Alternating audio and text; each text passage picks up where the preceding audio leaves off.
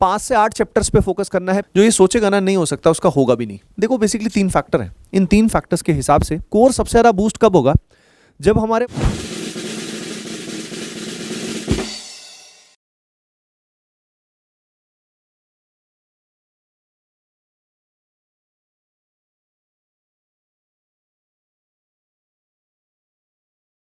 देखो भाई game change होने वाला है आप सभी का। सीधा पॉइंट पे आता हूँ। बचे हुए समय में आप अपने स्कोर को सिग्निफिकेंट बढ़ा सकते हो, 50 नंबर तक भी बढ़ा सकते हो। आप कहीं सोच रहे होंगे सर ये नहीं हो सकता। जो ये सोचेगा ना नहीं हो सकता, उसका होगा भी नहीं। लेकिन जो सोचेगा कि ये पॉसिबल है, क्योंकि ज़िंदगी में कुछ भी पॉसिबल हो सकता है, उसको बेसिकली 10 से 12 क्वेश्चन और एक्स्ट्रा करने। अब ये 10 से 12 क्वेश्चन एक्स्ट्रा जो है ये कहाँ से सही होंगे, तो सीधा पॉइंट पे आ रहा हूँ। देखो बेसिकली 3 फैक्टर हैं। इन 3 फैक्टर्स के हिसाब से हमारा स्कोर बूस्ट हो सकता है। 10 से 12 क्वेश्चन हमें एक्स्ट्रा मिल सकते हैं, हम सही कर सकते हैं। ठीक है।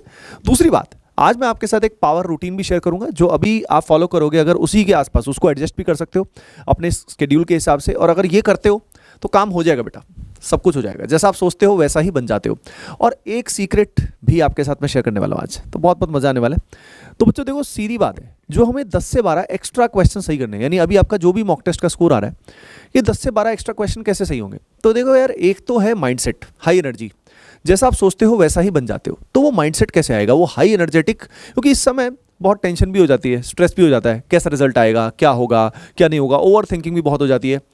उस कारण पता है हम डिमोटिवेट हो जाते हैं, बहुत बार डिमोटिवेट हो जाते हैं, और जिस कारण रिजल्ट अच्छा आने के चांसेस और कम हो जाते हैं, यानी हम अपना पूरा पोटेंशियल अचीव नहीं कर पाते। तो वो अच्छा माइंडसेट, पॉजिटिव माइंडसेट कैसे बनाना है, क्या तरीका है, प्रैक्टिकल तरीका, वो मैं आपके साथ शेयर करूंगा। ठीक है।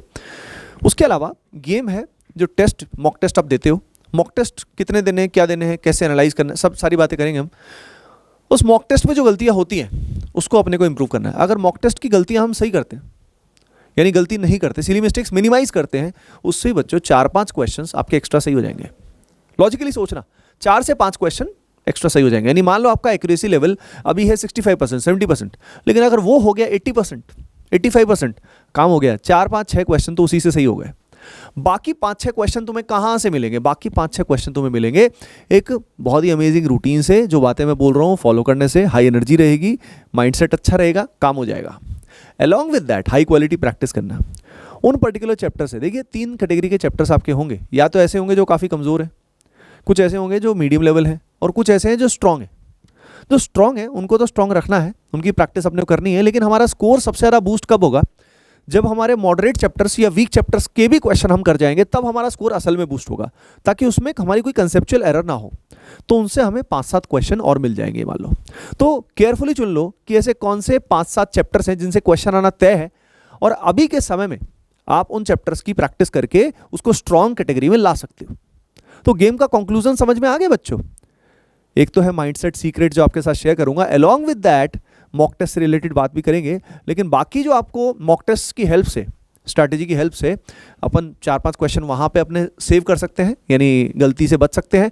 अलॉन्ग विद दैट जो मैंने बोला आपको 5-7-8 क्वेश्चन, उन 5 से 8 चैप्टर्स पे फोकस करना है, पीसीएम मिला के, जो आपके अभी मॉडरेट लेवल पे है मान लीजिए, काम हो जाएगा। अगली बात बहुत इंपॉर्टेंट ये है बच्चों, एक बात हमेशा कही जाती है, the thing on which you focus magnifies. इस समय अगर आप अपनी स्ट्रेंथ पे फोकस करेंगे तो आपकी स्ट्रेंथ आपको मैग्नीफाइड लगेगी, और इस समय अगर आप अपनी वीकनेसेस को देखोगे तो आपकी वीकनेस आपको मैग्नीफाई होती दिखेगी।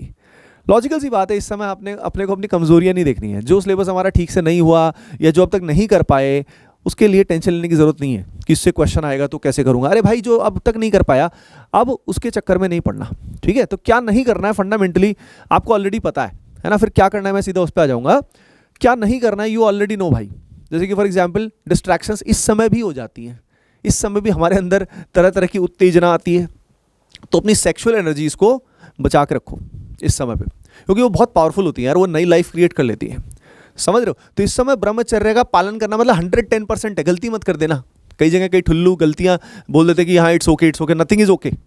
ठीक है। आपकी मेंटल पावर जो है वो वीक हो जाएगी और सही नहीं रहेगा। ठीक है। तो पहली चीज डिस्ट्रैक्टेड नहीं होना है बिल्कुल इस समय। क्या नहीं करना है यू ऑलरेडी नो। ऐसी कोई भी चीज़, जैसे स्वामी विवेकानंद बोलते हैं, ऐसी कोई भी चीज़ जो आपको मेंटली फिजिकली वीक करती है, reject it as a poison. Right. तो आपको क्या नहीं करना है वो आप जानते हो। अगला एक बहुत बड़ा ब्लंडर है जो आपको नहीं करना है, वो ये है कि इस समय थ्योरी में फंसे हुए हैं और प्रैक्टिस नहीं कर रहे। अरे भाई, सिर्फ थ्योरी से एग्जाम में सवाल नहीं बन पाएगा, ठुल्लू फैल जाओगे। यानी इस समय सिर्फ थ्योरी से नहीं होगा, मेनली रिवीजन एंड प्रैक्टिस से ही होगा। रिवीजन, प्रैक्टिस, मॉक टेस्ट, हमेशा दिमाग में रखिए, रिवीजन, प्रैक्टिस, मॉक टेस्ट, यही हमारा रैप होना चाहिए, जेई रैप, ठीक है। और इसके अलावा एक और बहुत इंपॉर्टेंट बात है, नए स्टफ के चक्कर में मत पड़ो। फॉर एग्जाम्पल नए चैप्टर सोच रहे हो, यार ये भी कंप्लीट कर लूँ, इससे क्वेश्चन आ जाएगा, अरे बड़ा आसान चैप्टर है, सर ने बताया था बहुत आसान है, इसको तो कर लेता हूँ, इसको वन शॉट से कर लेता हूँ। भाई अपना दिमाग लगा, अगर तू इस समय पे उन चैप्टर्स पे ध्यान देगा जो तेरे से अब तक नहीं हुए हैं और उनके वन शॉट देख देख के टाइम लगाएगा, तो बहुत चांसेस है कि वो क्वेश्चन भी रह जाएंगे और जो रिवीजन प्रैक्टिस तो नहीं कर पा रहा उसमें भी हालत खराब हो जाएगी।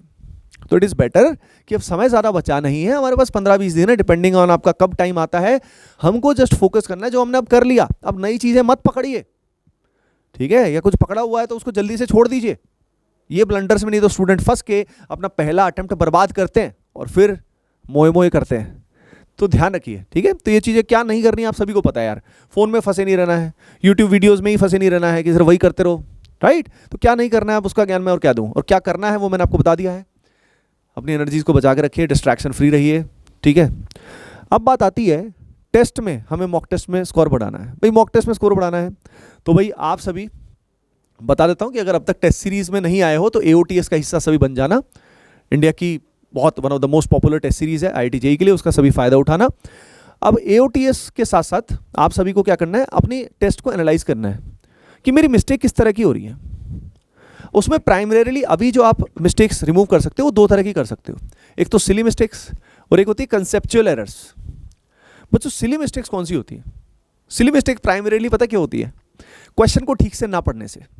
हमारे दिमाग में बहुत कुछ चल रहा होता है जिस कारण क्या होता है, जो गिवन क्वेश्चन है उसको हम पूरा अटेंशन नहीं दे पाते और उस कारण हमसे सिली मिस्टेक हो जाती है, क्वेश्चन को गलत ही समझ लेते हैं।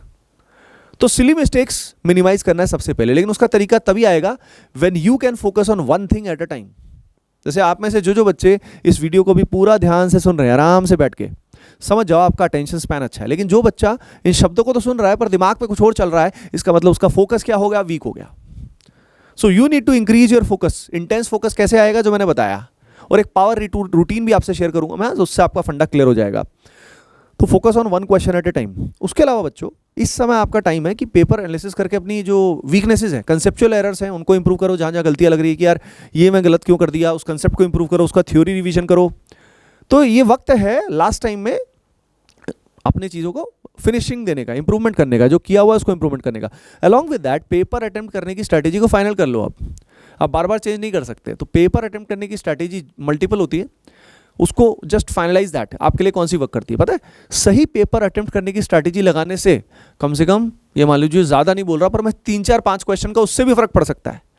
यानी अगर हमारा वो दिन अच्छा रह गया, भगवान ने साथ दिया, अलॉन्ग विद अगर हमारी पेपर अटेम्प्टिंग स्ट्रैटेजी अच्छी है, अलॉन्ग विद अगर हमने अभी से सिली मिस्टेक्स भी मिनिमाइज की, हो सकता है इससे भी 8 से 10 क्वेश्चन का फर्क पड़ जाए।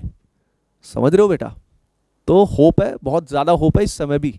समझ रहे हो, चाहे कितना ही सिलेबस आपका कंप्लीट हुआ है, चाहे 50% हुआ है, 60 हुआ है, 70 हुआ, जितना भी परसेंट हुआ है, जो नहीं हुआ उसको मत देखना बेटा। जो हुआ है उस पर देखो, उससे खुश होगा, हाँ भाई मैंने इतना तो कर लिया, पर उससे मार्क्स तो लेके आओ। 50% भी किया है तो उससे मार्क्स तो मैक्सिमम लेके आने हैं हमने अपने को। तो उसका फंडा मैंने बता दिया।